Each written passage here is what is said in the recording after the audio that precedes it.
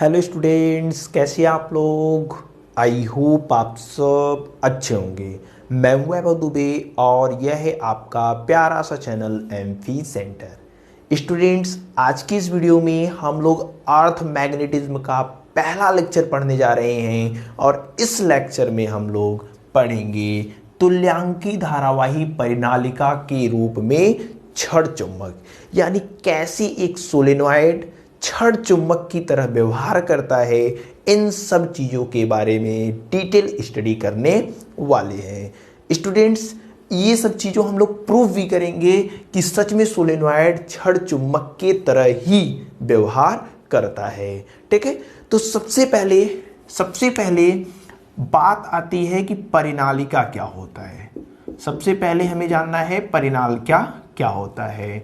तो परिनालिका के बारे में इन डिटेल हमने प्रीवियस लेक्चर में पढ़ लिया है, यहाँ पे भी आया हुआ है, तो शॉर्ट में चीज़ों को जान लेते हैं।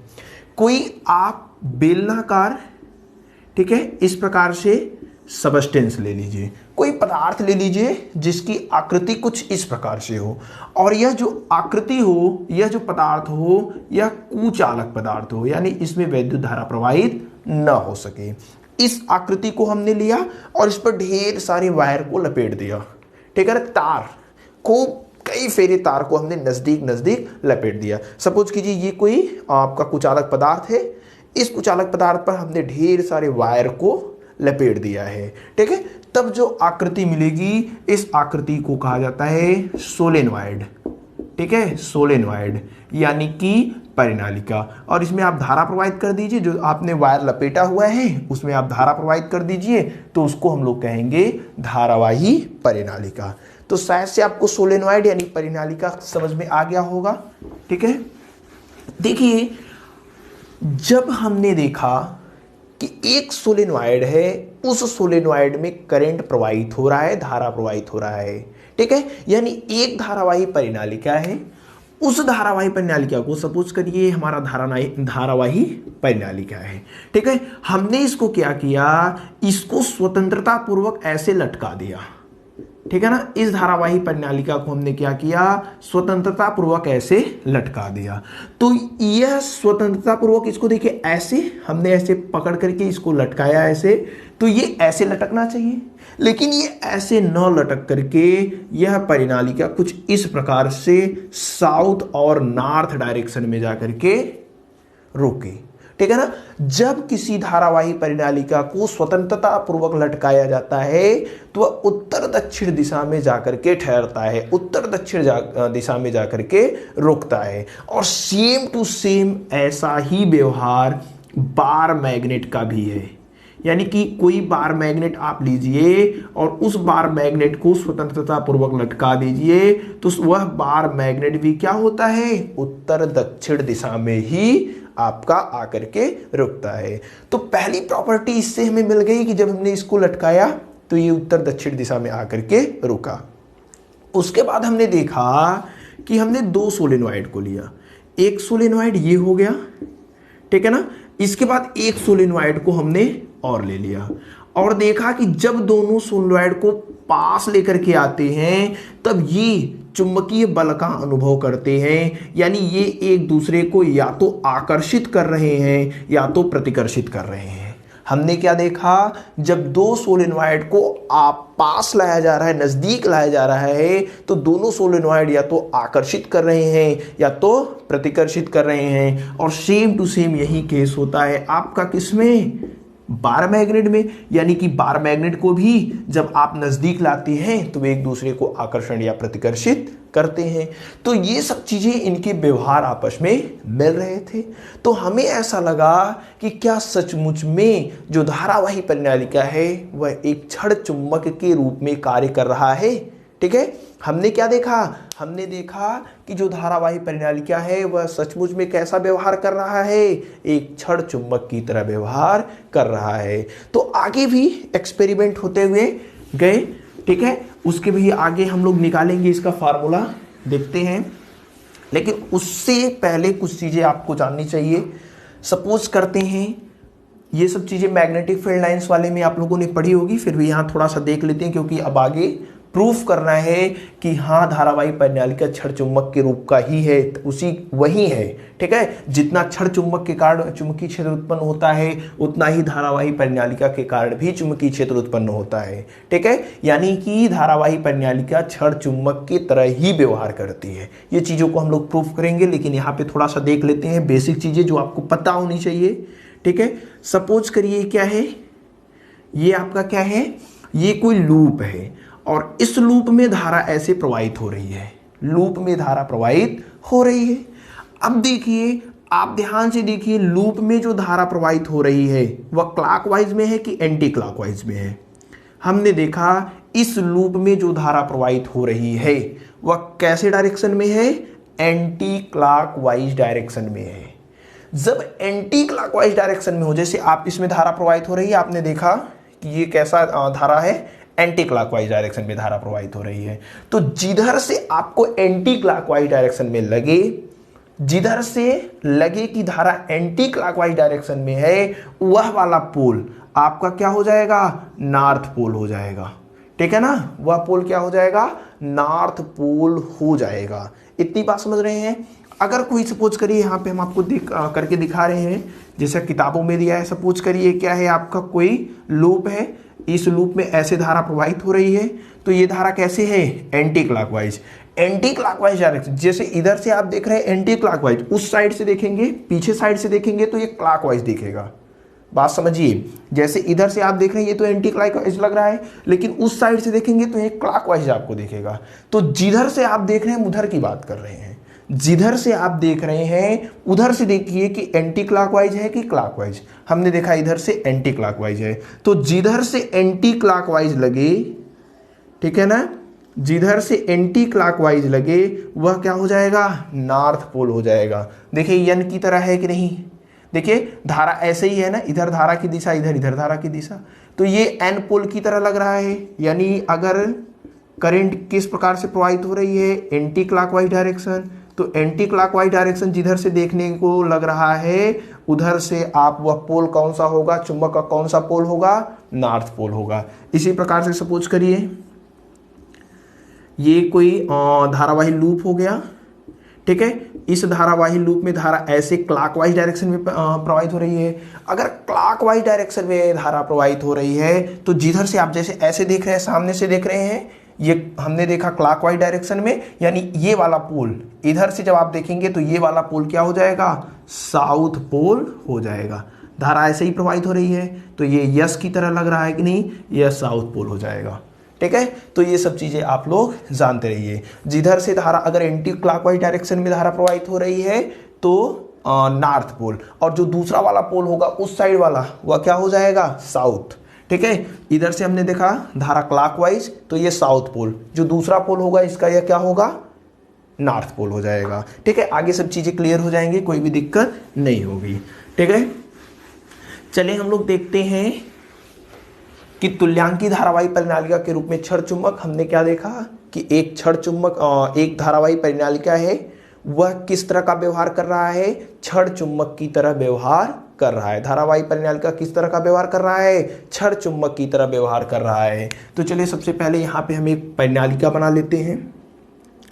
ठीक है, सपोज करिए यहाँ पे आपका एक धारावाही परिनालिका है।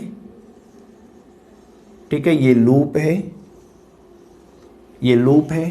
ठीक है ना, अब देखिए यहां पे सपोज करते हैं एक बिंदु है, इस बिंदु पर इस लूप के कारण देखिए इसमें जो धारा प्रवाहित हो रही है वह कुछ इस प्रकार से हो रही है, एंटी क्लॉकवाइज डायरेक्शन में।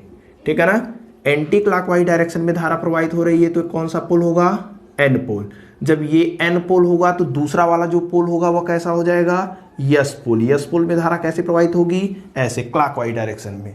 बात समझिए, इसमें धारा ऐसे प्रवाहित हो रही एंटी क्लॉकवाइज, तो हमने इधर से देखा एंटी क्लॉकवाइज है, यानी ये कौन सा पोल होगा, एन पोल होगा। इधर देखा क्लॉकवाइज डायरेक्शन में धारा है, ये कौन सा पोल हो जाएगा, यस पोल हो जाएगा। ठीक है ना, इसके अक्ष में यहाँ पे एक बिंदु P है, हमें इस धारावाही परिनालिका के कारण इस बिंदु P पर कितना चुंबकीय क्षेत्र उत्पन्न हुआ है इसी का मान निकालना है। ठीक है ना, हमें क्या करना है, इस धारावाही परिनालिका के कारण इस बिंदु पर कितना चुंबकीय क्षेत्र का मान है यही निकालना है। सपोज करते हैं इसकी जो टोटल लंबाई है वह कितना है, 2l है। ठीक है, ये जो वृत्ताकार है, इस वृत्ताकार लूप की जो त्रिज्या है सपोज करते हैं वह कितना है, a है। वृत्ताकार लूप की त्रिज्या कितनी है, a है। ये वृत्ताकार होता है और इसकी जो त्रिज्या है वह a है, इसकी त्रिज्या a, तो इसकी भी त्रिज्या a हो जाएगी। सपोज करते हैं यहाँ पे बीच में एक बिंदु O है। ठीक है, तो मध्य बिंदु से इसकी जो दूरी है वह L है, मध्य बिंदु से इसकी जो दूरी है वह क्या है, L है। ठीक है, L टोटल कितने हो गए, 2l हो गए। ठीक है ना, थोड़ा सा नीचे लिखते हैं ताकि आपको स्पष्ट समझ में आए, आगे भी और भी काम है फिगर में। तो यहाँ से L हो जाएगा यहाँ से यहाँ तक, और यहाँ से यहाँ तक भी कितना हो जाएगा, L हो जाएगा। हमने यहाँ पे एक वृत्ताकार लूप बहुत छोटा सा ले लिया। हमने क्या किया, एक बहुत छोटा सा वृत्ताकार लूप लिया dx लंबाई का। ये क्या है, dx लंबाई का एक वृत्ताकार लूप है। ठीक है, इस लूप के कारण यहाँ पे कितना चुंबकीय क्षेत्र उत्पन्न होगा, जो कि इसके अक्ष पे है। ठीक है ना, जो कि इसके क्या है, अक्ष पे है। तो इस वृत्ताकार लूप के कारण जो कि dx है, इसके कारण यहाँ पर कितना चुंबकीय क्षेत्र होगा, इसको हम ऑलरेडी ही चुंबकीय क्षेत्र वाले चैप्टर में निकाल लिए हैं। हम लोग जानते हैं कि अगर कोई वृत्ताकार लूप है, इस वृत्ताकार लूप से x दूरी पर, ठीक है, इसकी जो त्रिज्या है वह a है, इससे x दूरी पर इसी के अक्ष पे जो चुंबकीय क्षेत्र का मान होता है dB, वह होता है म्यू नॉट NIA बटे, ठीक है, a square plus x square के घाते 3/2 इतना होता है। ठीक है, ये सब चीजें हम लोगों ने ऑलरेडी निकाल लिया है। ठीक है, यहाँ पे a स्क्वायर होता है, sorry mu naught NIA square बटे इतना होता है। इस बिंदु पर कितना चुंबकीय क्षेत्र होगा, इस लूप के कारण इतना होगा। ये सब चीजें हमने ऑलरेडी निकाल लिया है। सपोज करते हैं यहाँ सेंटर से यहाँ तक की जो दूरी है वो कितना है, x है। सेंटर से यहाँ तक की दूरी कितना है, x है, और यहाँ से यहाँ तक की जो दूरी है वह कितना है, r है। यहाँ से यहाँ तक की दूरी कितना है, r है। ठीक है, चलिए इतनी चीजें हम लोगों ने जान लिया है। ये सब चीजें ऑलरेडी आप लोग जानते होंगे। ठीक है, इसको हमने प्रूफ भी कराया है, अगर वीडियो नहीं देखा है तो देख लीजिएगा, लिंक आपको डिस्क्रिप्शन बॉक्स में मिल जाएगा। सबसे पहले हम लोग मान लेते हैं, माना एकांक लंबाई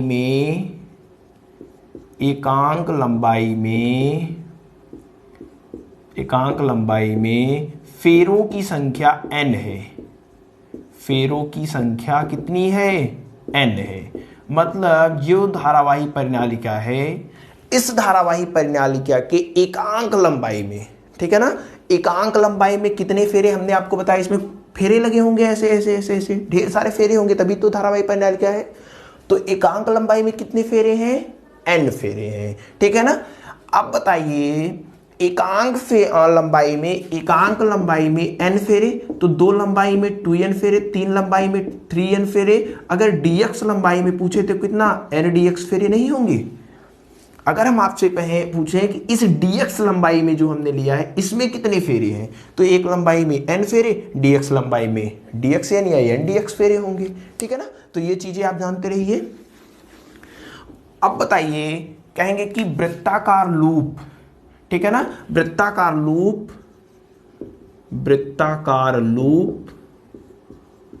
ठीक है, dx लंबाई का जो हमने लिया है, dx लंबाई का के कारण बिंदु P पर चुंबकीय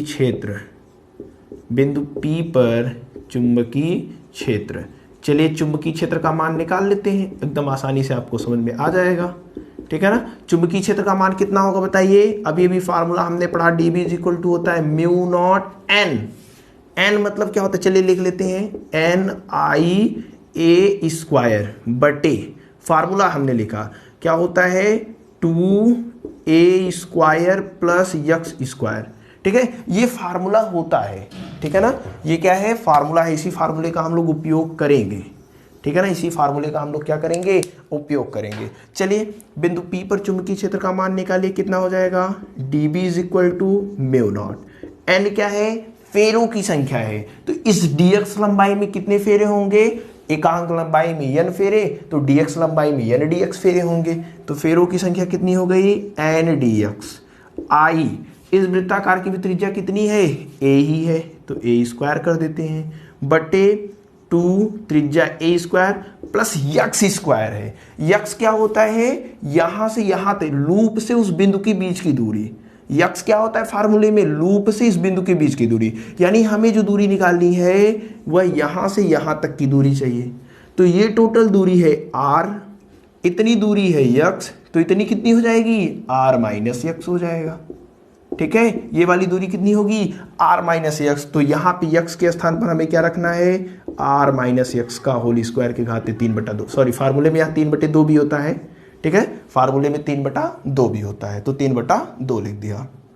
ठीक है, तो इस वृत्ताकार लूप के कारण इस बिंदु पर कितना चुंबकीय क्षेत्र होता है, जो कि इसके अक्ष पर है, कितना चुंबकीय क्षेत्र होता है, इतना होता है।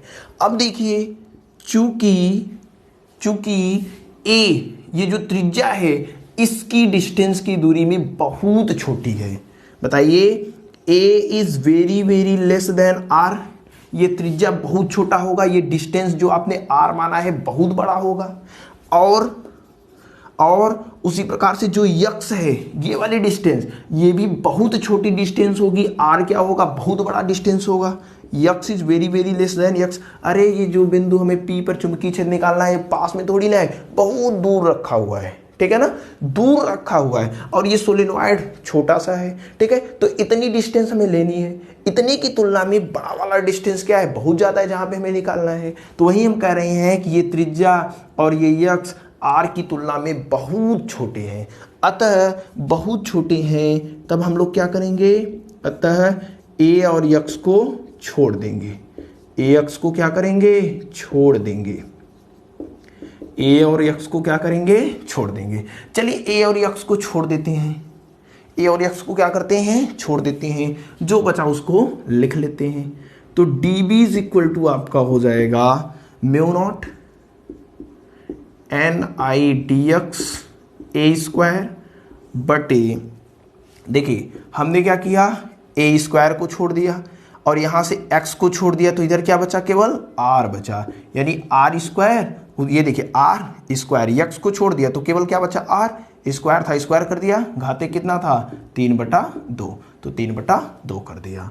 यहां से dB इज इक्वल टू कितना हो जाएगा, dB इज इक्वल टू कितना हो जाएगा, mu naught ni dx a square, ये 2 इस 2 से कैंसिल हो जाएगा, r का क्यूब, 2r³। ठीक है, ये एक छोटे से अवयव, इस धारावाही लूप के या फिर सोलेनोइड के एक छोटे से अवयव के कारण यहां पर इतना चुंबकीय क्षेत्र उत्पन्न होता है। ठीक है, हमने क्या कहा कि ये जो लूप है, ये जो सोलेनोइड है, इसके छोटे से अवयव के कारण यहां पर कितना चुंबकीय क्षेत्र उत्पन्न होता है, इतना। लेकिन हमें जो निकालना है वह इस पूरे सोलेनोइड के कारण यहां पर चुंबकीय क्षेत्र का मान निकालना है। हमें जो निकालना है वह इस पूरे से सोलेनोइड के कारण यहां पर चुंबकीय क्षेत्र का मान निकालना है। तो पूरे परिनालिका के कारण चुंबकीय क्षेत्र, पूरे परिनालिका के कारण चुंबकीय क्षेत्र, पूरी परिनालिका के कारण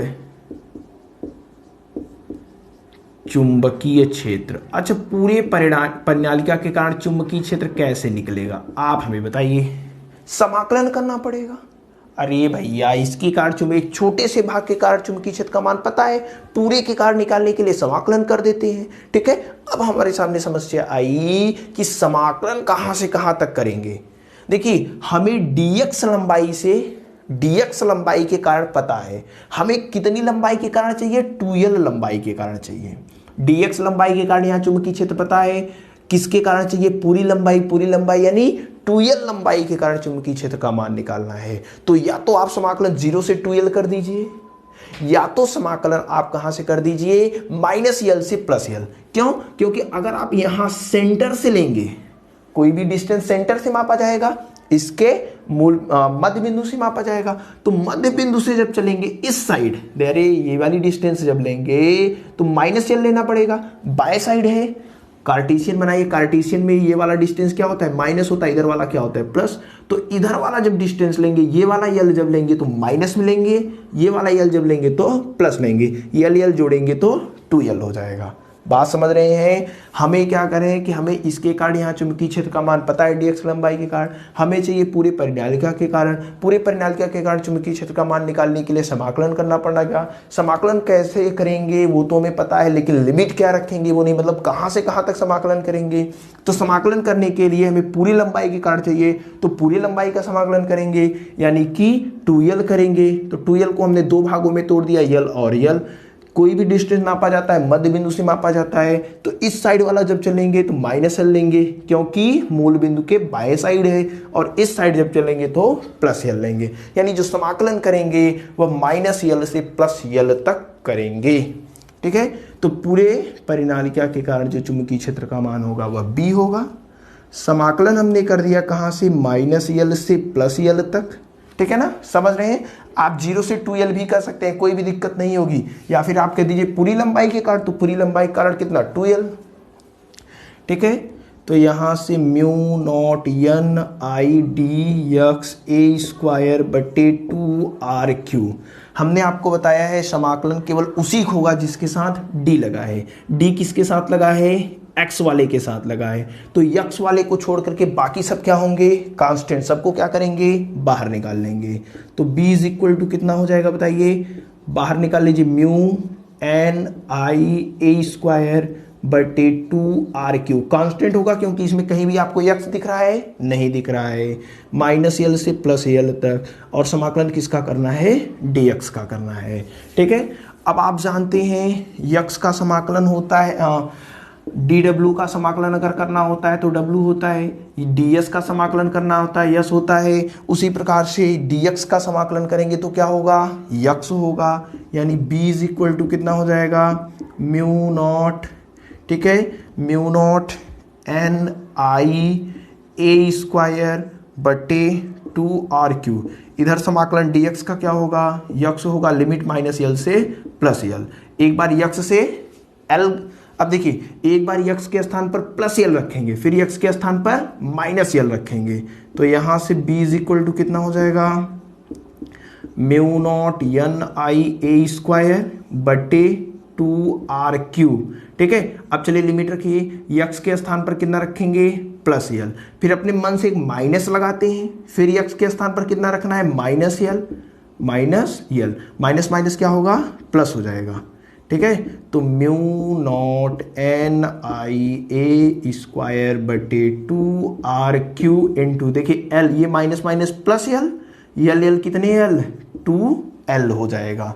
इतनी बात समझ में आई। अब देखिए, अब हमें क्या करना है, b is equal to mu naught n into 2l कर देते हैं, n इंटू 2l कर देते हैं। ठीक है, n इंटू 2l कर देते हैं, इंटू 2ia स्क्वायर बटे 2r3। ठीक है, एकदम आसानी से समझेंगे। n इंटू 2l क्या है, n इंटू 2l क्या है, n है एकांक लंबाई में फेरों की संख्या, n क्या है, एकांक लंबाई में फेरों की संख्या, और पूरी लंबाई कितनी है, 2l है, पूरी लंबाई कितनी है, 2l है, इसी में हमने कर दिया 2l का गुणा, यानी एकांक लंबाई में ये क्या है, n एकांक लंबाई में इसे 2l का गुणा कर दिया, यानी 2l लंबाई में, यानी इतनी लंबाई में कुल कितने फेरे लगे हुए हैं, ये है n इंटू 2l क्या है, 2l लंबाई में फेरों की संख्या है। अरे एक लंबाई में फेरों की संख्या n, दो लंबाई में 2n, तीन लंबाई में 3n, 2l लंबाई में 2l हो जाएगा। तो ये क्या हो गया, 2l लंबाई में फेरों की संख्या, इसको हम लोग कहेंगे कैपिटल n। हमने मान लिया कि कुल कितने फेरे लगे हुए हैं, कैपिटल n लगे हुए हैं। तो b इज इक्वल टू क्या हो जाएगा, म्यू नॉट कैपिटल n, इसके स्थान पर हमने क्या रख दिया, कैपिटल n। उसके बाद देखिए यहां पे हमने i को रख दिया, i भी रख दिया, इधर क्या है देखिए 2a स्क्वायर, 2a स्क्वायर, हमें यहां पे क्या करना है, थोड़ा सा 2a स्क्वायर है ना, देखिए a स्क्वायर, अब हम क्या कर रहे हैं, 2 पाई से ऊपर भी गुणा कर दे रहे हैं, और 2 पाई से देखिए नीचे कितना है, 2r3 इंटू 2 पाई से नीचे भी, 2 पाई से ऊपर भी गुणा, 2 पाई से नीचे भी गुणा, 2 पाई क्या होगा बताइए, कैंसिल हो जाएगा, यही आ जाएगा। ठीक है, तो यहां से b इज इक्वल टू कितना हो रहा है, देखिए म्यू नॉट एन आई, इधर देखिए ए स्क्वायर इंटू पाई, देखिए ये 2 का गुणा 2 में होगा 4 हो जाएगा, इस 2 का गुणा 2 में होगा 4 हो जाएगा, बचेगा ए स्क्वायर पाई, इसको पाई ए स्क्वायर कहिए, ए क्या है त्रिज्या है यानी पाई आर स्क्वायर है। ठीक है, पाई आर स्क्वायर क्या है, इसका क्षेत्रफल है और इसका क्षेत्रफल मान लेते हैं क्या है, कैपिटल ए। तो ए स्क्वायर देखिए 2 का गुणा 2 में हुआ 4, क्या बचा ए स्क्वायर पाई को पाई आर स्क्वायर या पाई स्क्वायर लिख सकते हैं, और पाई स्क्वायर क्या है, ए है। ठीक है, कोई दिक्कत नहीं होनी चाहिए। ठीक है, और यहाँ पे आपका अच्छा ये 2, ये एक ही 2 है, ठीक है ना, ये 2 नहीं है, ये 2 कहाँ से आ गया, ये 2 नहीं रहेगा, सॉरी इस 2l को हमने साथ में ले लिया है ना, 2l को साथ में ले लिया है, यहाँ 2 नहीं रहेगा। ठीक है, तो यहाँ केवल ए स्क्वायर बचेगा इंटू 2 पाई, और ये 2 पाई हमने ये 2 बाहर ले लिया। ठीक है, यहाँ क्या बचा ए स्क्वायर पाई को हमने कैपिटल ए लिख दिया, बटे कितना है, देखिए 4 पाई, 2 का गुणा 2 पाई में होगा 4 पाई इंटू आर क्यू, इसको हमने क्या लिख दिया, b is equal to mu naught बटे 4 पाई इंटू 2 NIA बटे आर क्यू। NIA क्या होता है, चुंबकीय द्विध्रुव आघूर्ण। ठीक है, म्यू नॉट बटे 4 पाई इंटू 2m, चुंबकीय द्विध्रुव आघूर्ण को क्या बोलते हैं, 2m से यम से प्रदर्शित करते हैं, इंटू आर क्यू। बी का मान कितना आया, म्यू नॉट बटे 4 पाई इंटू 2m के बटे आर क्यूब आ गया है।